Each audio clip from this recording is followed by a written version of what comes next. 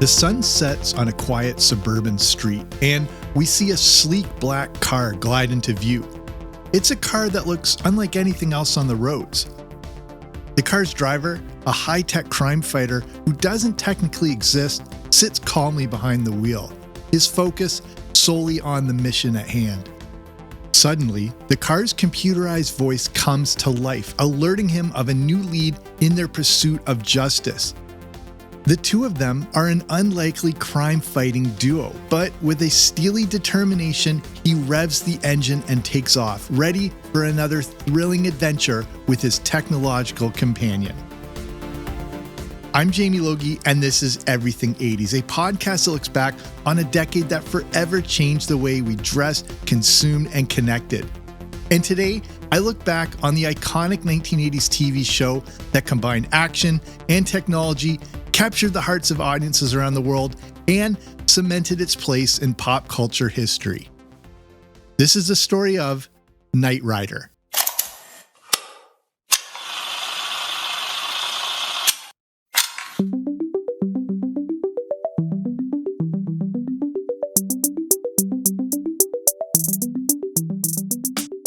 As a kid, there aren't too many other things that captured my mind more than Knight Rider.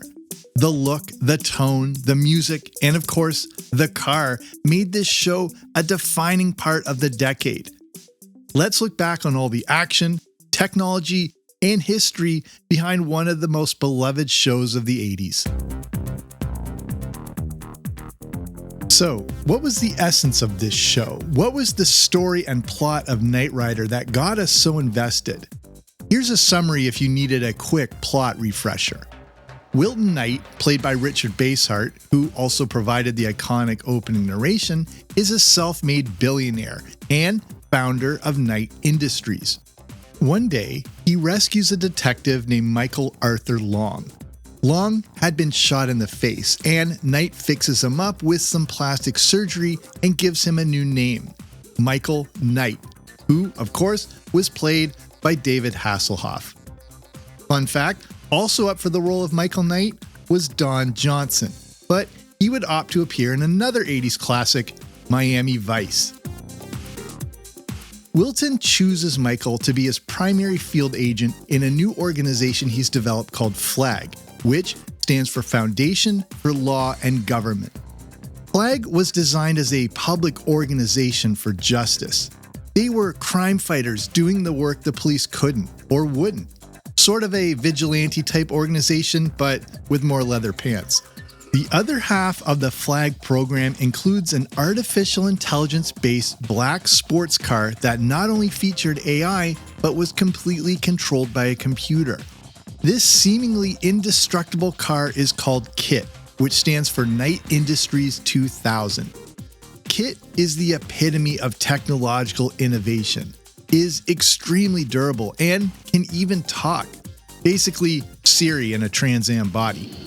All these weird gadgets, you'd think they'd give you a radio. What would you like to hear? What the hell was that? Do you wish further information on Silicon Valley? Hell no, I want to know who you are and how you're listening in. There's no reason for increased volume. I am scanning your interrogatives quite satisfactorily. I am the voice of Knight Industry 2000's microprocessor, KITT for easy reference, a KITT if you prefer. The plan with FLAG is for KITT and Michael Knight to team up when action was the only possible solution. And KITT's primary objective, through its programming, is to protect human life. FLAG is run by Devin Miles, played by Edward Mulhare, who gives out the assignments to Michael. There is also Dr. Bonnie Barstow, first played by Patricia McPherson, who is the technical assistant to Miles, but also chief engineer for KITT. You may notice a bit of James Bond to all of this. Knight Rider was created and developed by Glenn A. Larson for NBC. We now know how NBC would become a network giant in the coming years, but at this point in the early 80s, it was pretty much crickets. They needed something to make a dent against ABC and CBS, and that meant bringing in Larson.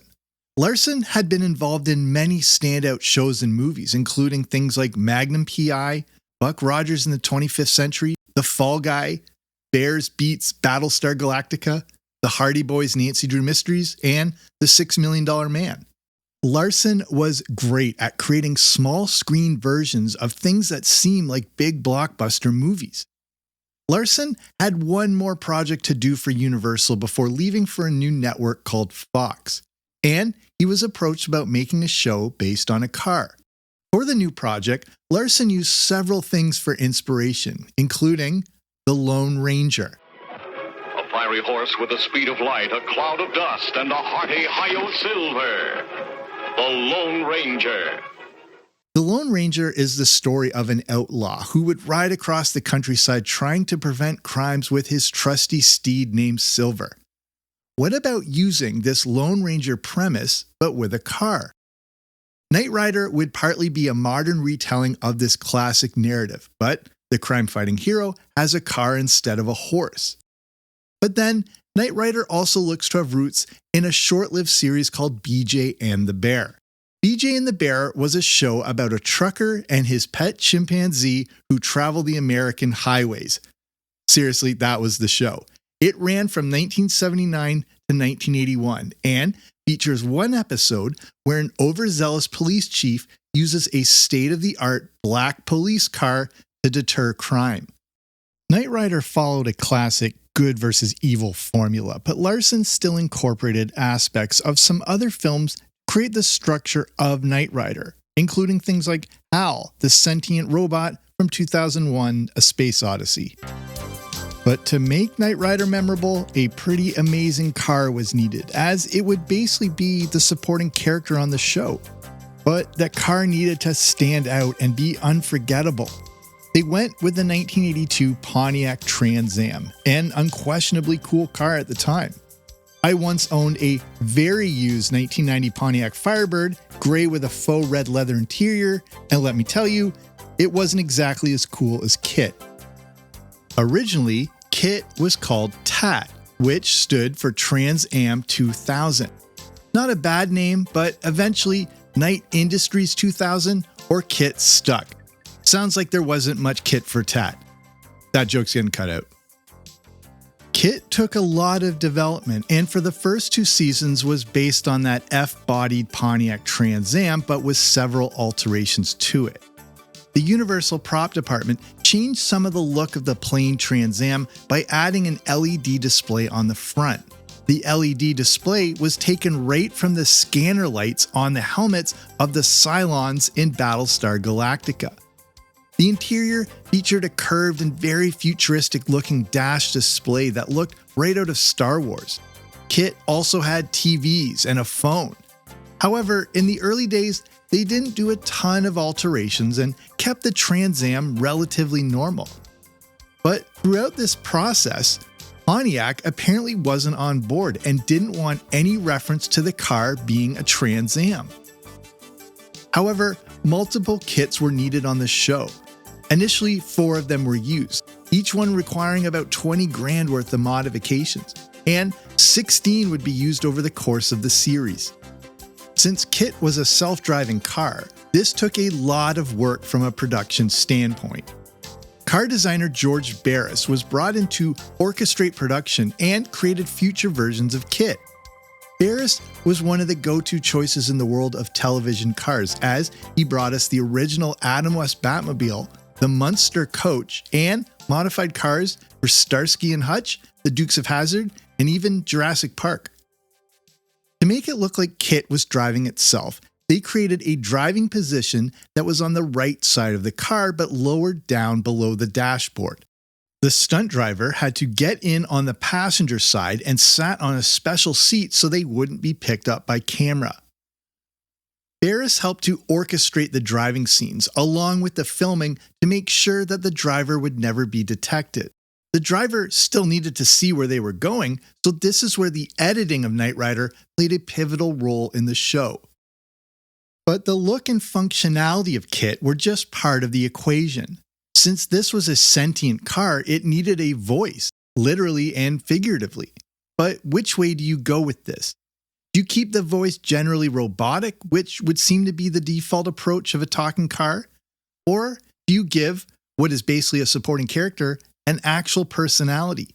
The original plan for the voice of KITT was to go the robotic route with a synthesized effect added to it. After all, this is how a machine would communicate with people. But it was when they met with actor William Daniels that the direction for KITT changed. Daniels, who would of course go on to play Mr. Feeney on Boy Meets World, believed KITT should have more of a personality, as it was essentially a sidekick character. Sidekick characters are often in the vein of comic relief, and even though the creators didn't want to go that far, the car and actor should be able to play off each other. KITT didn't need to be wacky like Johnny Five from Short Circuit, but should still be expressive and amusing. After all, KITT wasn't just a sidekick, but a partner, and creating a distinct personality was imperative for the audience to know this was an actual, thoughtful, and insightful machine. How we doing? You just asked me that. We're getting closer. The signal is progressively stronger. Good. When we get close enough, I want you to triangulate the source. Convert the impulse into a visual. We should be close enough now. All right, let's find out. The early seasons and shows did have a bit more of that robotic tone to the voice of KITT, but nothing like they originally intended. This allowed for some personality to develop, which Daniels had been slowly incorporating into his performance. Eventually, Daniels was able to give a character-driven performance, allowing KITT to be more expressive and even charming. This was all key to bringing KITT to life. One interesting thing regarding Daniels' voice performance, he was never credited with providing the voice of KITT throughout the entire run of the series. This wasn't an oversight, but there was apparently the idea that the creators of the show, and Daniels himself, wanted the public to believe they had created a machine-generated voice for the car. They didn't want people to necessarily know they were hearing a classically trained voice actor, but an amazing advancement in voice technology.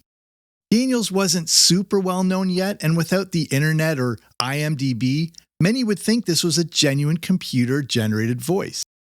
This is similar to the creation of the Max Headroom character, which I have a previous episode all about if you want to go back and check that out after. The character of Max Headroom was intended as a robotic, cyborg-like artificial creation. But even though Max Headroom appeared robotic, there was nothing mechanical about the character. Max Headroom was performed by Matt Frewer, and the look and effects were all done practically. But the creators of Max Headroom were okay with letting the public into thinking this was a genuine robotic character. The 1980s were a time of great technological change, and when the computer became more important in our lives, everything about this show was meant to feel futuristic and a reflection of this new computer age. And that included something as simple as the essence of the voice of the car. This isn't too far removed from Steve Jobs being adamant that the Macintosh computer should be able to talk and audibly say hello when it was first unveiled to the world in 1984. The idea behind these things, Apple computers, Max Headroom, and Knight Rider, was we were meant to feel like we were living in the future. And one interesting thing about William Daniels and Knight Rider is that he and star David Hasselhoff apparently never got to meet face to face till the Christmas party of the first year. Daniels didn't need to physically be on set and would normally record all his dialogue in an hour or less. He would get the script, read out the lines that were spoken by Hasselhoff, then answer them as KITT. Things were starting to come together. They had the direction of the show, they had the actor, they had the car, and they had the voice. But there was one more key piece of the puzzle that helped to make Knight Rider one of the most iconic shows of all time. Everything 80s will return after these messages. Like any good 1980s TV show, Knight Rider needed an iconic opening and specifically an iconic theme song to really establish it. Knight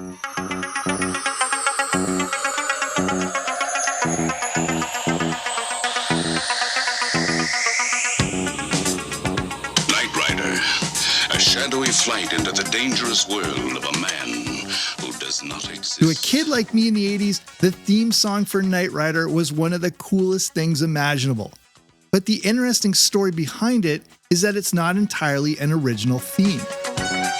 Michael Knight, a young loner. The Knight Rider theme was composed by Stu Phillips, who also did the music for Battlestar Galactica, The Amazing Spider-Man Show, The $6 Million Man, and also made some 1950s classics such as Johnny Angel.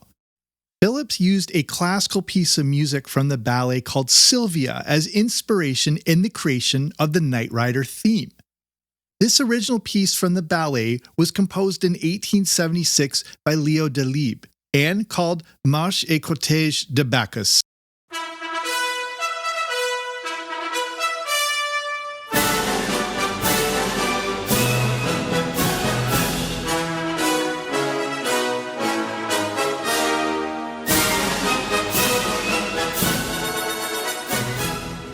Phillips took inspiration from this piece, but gave it a more 80s twist with a futuristic sound and synthetic effect.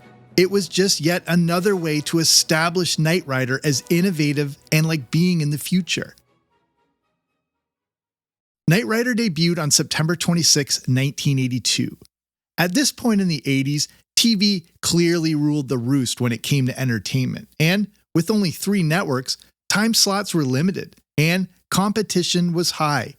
Knight Rider had to go up against some of the biggest shows of all time, including Dallas, Dynasty, The A-Team, and eventually other juggernauts like The Cosby Show, Family Ties, Miami Vice, Who's the Boss, and Murder, She Wrote. Knight Rider was geared toward a certain type of audience who liked that science fiction, futurism, and action adventure, and it didn't necessarily have the widespread appeal of family-friendly shows like Family Ties or The Cosby Show. In its first season, Knight Rider barely cracked the top 50. In the next few seasons, however, things picked up. It wasn't pulling up Dallas or Dynasty numbers, but for NBC, they hadn't had a hit like it in a long time. Knight Rider was finishing in the top 30 shows with ratings averaging around 14 million viewers. Today, that would make it the #1 show by far. But when you consider that shows like Dallas were still attracting at least 20 million viewers, and eventually shows like The Cosby Show would get to the 30 million viewer mark, shows like Knight Rider just needed to keep stable in the ratings. Airing on Friday nights and going up against Dallas probably didn't help, but it still held its own. The early 80s was a tough time to find an audience against already established shows. VCRs were not yet common in most homes, and most people watched everything live. And with only a limited number of time slots in prime time, it was difficult to make a splash. Season 2 of Knight Rider moved to the night you may remember it from, Sunday. Again, another way to avoid the mammoth weekday shows despite still having to deal with 60 minutes. But not surprisingly, Knight Rider was a huge hit with kids and would end up being more financially successful than a majority of the big shows because of something those shows couldn't compete with: merchandising. Vernon Key Cars introduces the Knight Rider, your key to a new kind of speed. Knight Rider Vernon Key Car. Now a Vernon Key Car captures the spirit of the Knight Rider. It's fast. Knight Rider Vernon Key Car. With speed you can barely see. It's awesome. You control it with your key. It's fearsome. Unmerciful. Yeah. He's the Knight Rider. Knight Rider Vernon Key Car. Your key to a new kind of speed. No offense to Dallas, but I think most kids would probably opt for a Knight Rider toy car than an action figure of Larry Hagman as J.R. Ewing. No offense if you had that action figure. But Knight Rider was tailor-made for merchandising, and Glenn Larson had the foresight to see what a gold mine he had on his hands. Knight Rider was a franchise that would naturally appeal to kids even if they weren't watching. I had a Knight Rider lunchbox and thermos, and it was my pride and joy.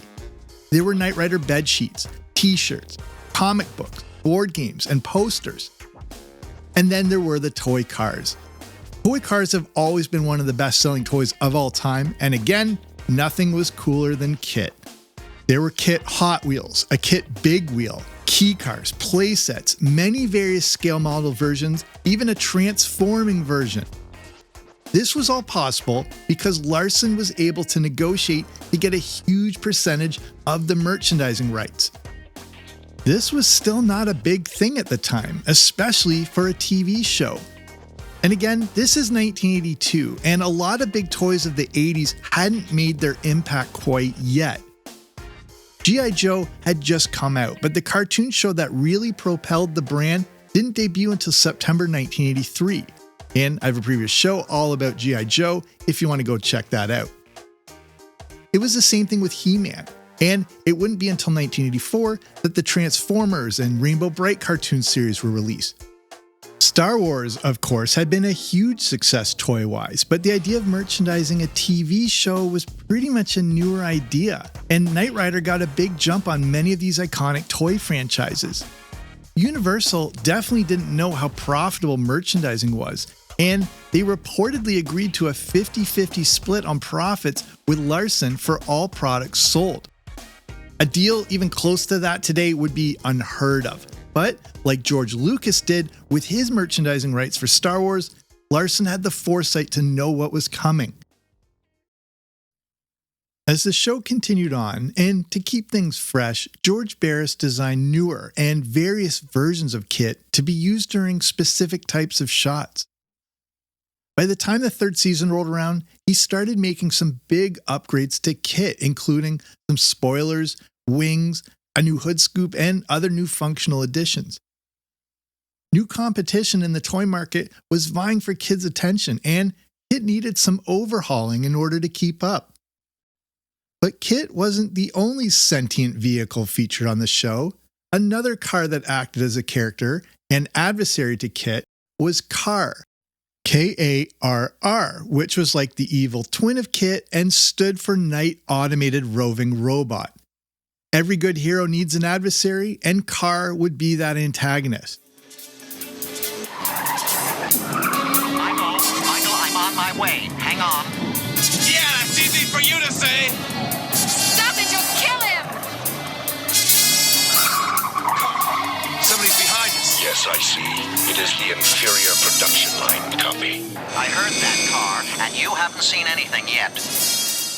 In the show, the story behind KARR was that it was initially created by Wilton Knight as a prototype for what would eventually become KITT.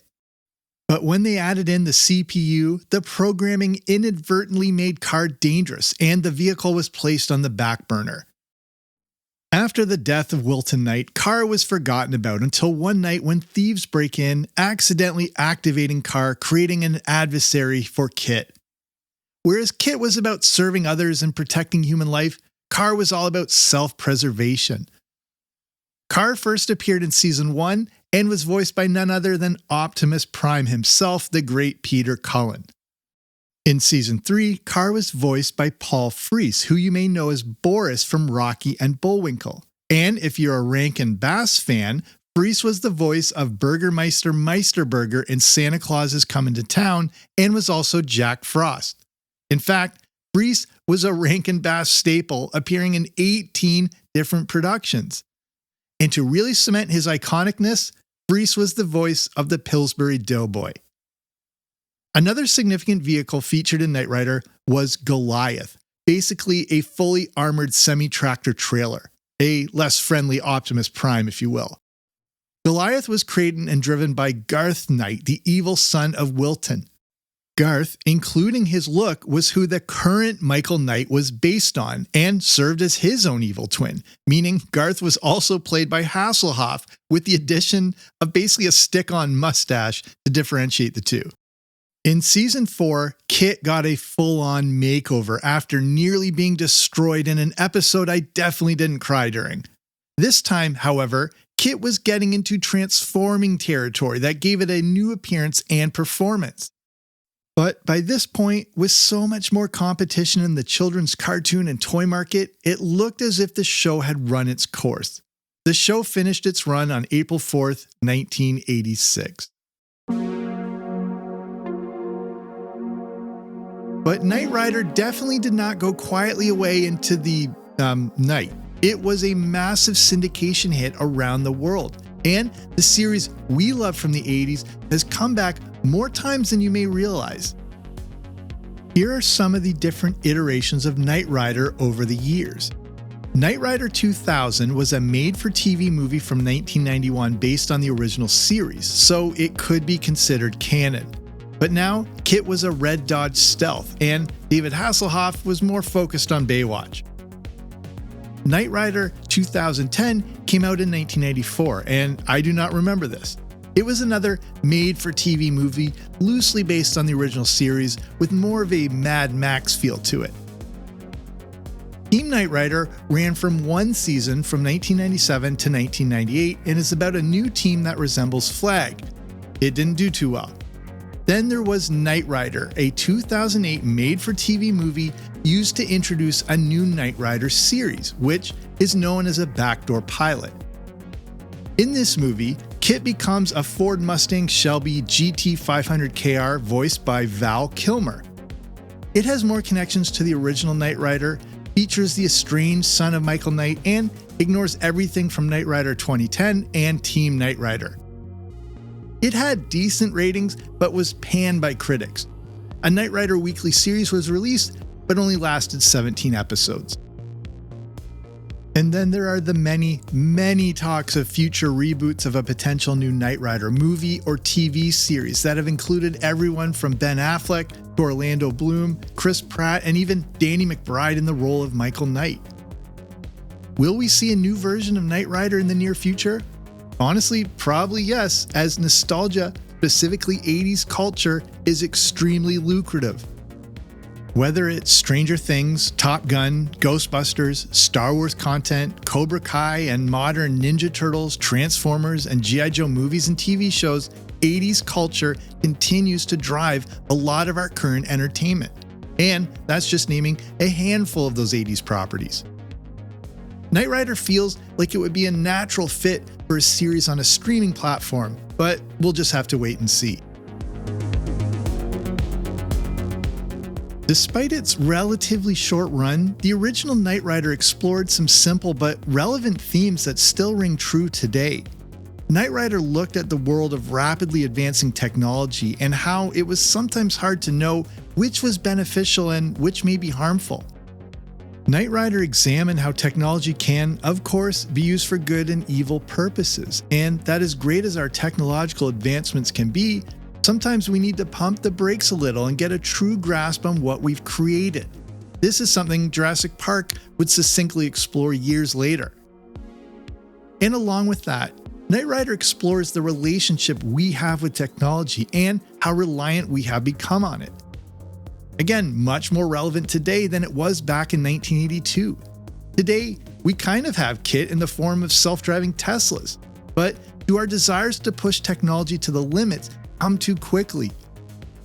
This is something that was explored really well through the character of Max Headroom in his shows and movies. Knight Rider reminds us that all our technology is still made by humans and can contain flaws. It doesn't replace genuine human connection, and in the case of KITT, no matter how human it seemed, it was still a CPU on four wheels. Michael relied on KITT so much that it was easy to forget that if it had its memory crash or somehow lost all its tires, it was just a giant lump of metal that couldn't offer a lot. Was this warning us of the situation we now find ourselves in, as our reliance on technology is something that people back in '82 could probably never even imagine?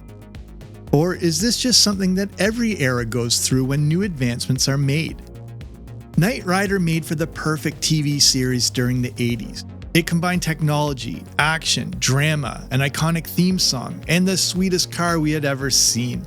It was unique in how cinematic it was and gave the feel of watching something that seemed bigger than a TV show. To me, Knight Rider always had a bit of a Blade Runner feel to it and was a genuine thrill to watch each week. It just felt special and like it was made for me in that it featured everything I found fascinating at the time.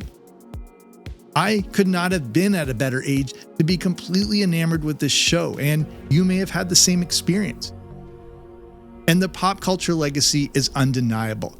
Knight Rider has been referenced in more modern shows, video games, commercials, and future toy releases than we can count. And that's why Knight Rider remains an absolutely definitive part of the 1980s.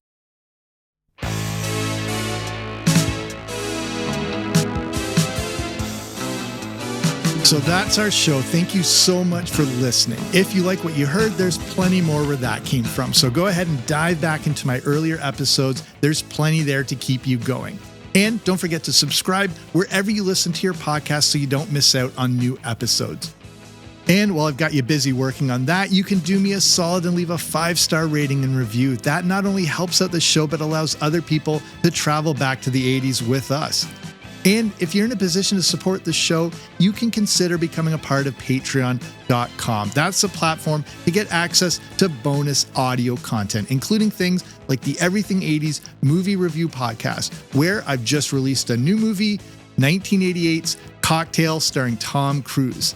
I cover a lot of interesting things, including the other actors originally up for the role, the importance of the iconic soundtrack, and how Tom Cruise actually saved Elizabeth Shue's life during filming. If you want to check that out or learn more about Patreon, you can just head to patreon.com/80s. That's patreon.com/80s, or click on the link in the description. So that's it for me. I'm Jamie. This has been Everything 80s, but I'll be back soon with the new episode. Don't you dare miss it.